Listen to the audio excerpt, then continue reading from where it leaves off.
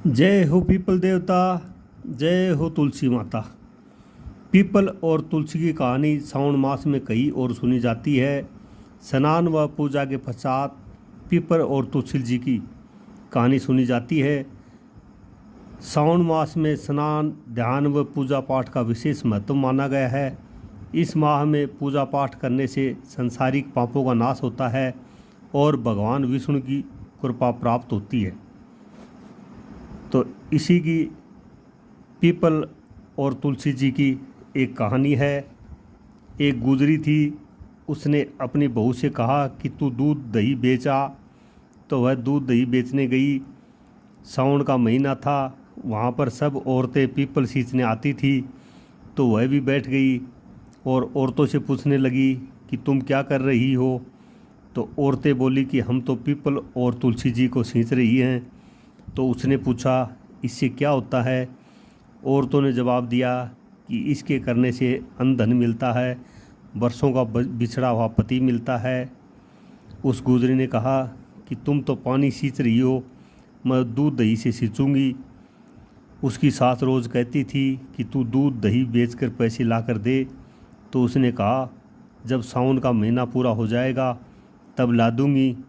और सावन का महीना पूरा हो गया। पूनम के दिन गुजरी पीपल और तुलसी जी के पास धरना देकर बैठ गई।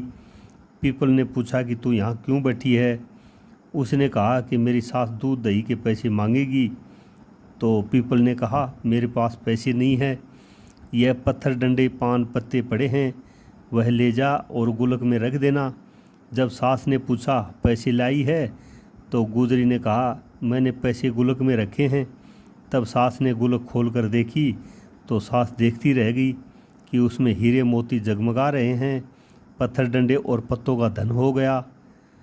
सास बोली कि बहू इतना पैसा कहाँ से लाई हो। तो बहू ने आकर देखा तो बहुत धन पड़ा है।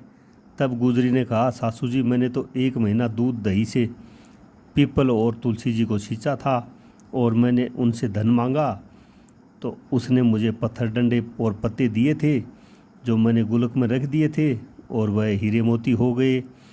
तब सासू जी ने कहा कि अब की बार मैं भी तुलसी जी को सींचूंगी। सास दूध दही तो बेच आती और हांडी धोकर पीपल और तुलसी जी में रखाती और बहू से कहती कि तुम मेरे से पैसे मांग। तो बहू ने कहा कि कभी बहू भी सास से पैसे मांगती है क्या। तो सास बोली तू मेरे से मांग। तो बहू ने सास से दूध दही के पैसे मांगे। तो सासू जी पीपल और तुलसी जी पर जाकर धरना लेकर बैठ गई। तो डंडे पत्ते पान पत्थर उसे भी दे दिए और कहा गुलक में जाकर रख दे। फिर बहू ने खोल कर देखा तो उसमें कीड़े मकोड़े चल रहे थे। गुजरी ने सास से कहा यह क्या है। तो सास देखकर बोली कि पीपल और तुलसी जी ने तेरे को तो धन दिया और मुझे कीड़े मकोड़े दिए। तब सब बोले कि बहू तो सत से सींचती थी और सासू जी धन की भूख से सींचती थी। इसलिए हे तुलसी माता, जैसे बहू को दिया वैसा सबको देना और सासू जी को दिया वैसा किसी को मत देना। यह है पीपल और तुलसी जी की कहानी। दोस्तों, कहानी का सार है कि जो जैसा करता है उसको परमात्मा वैसा ही देता है।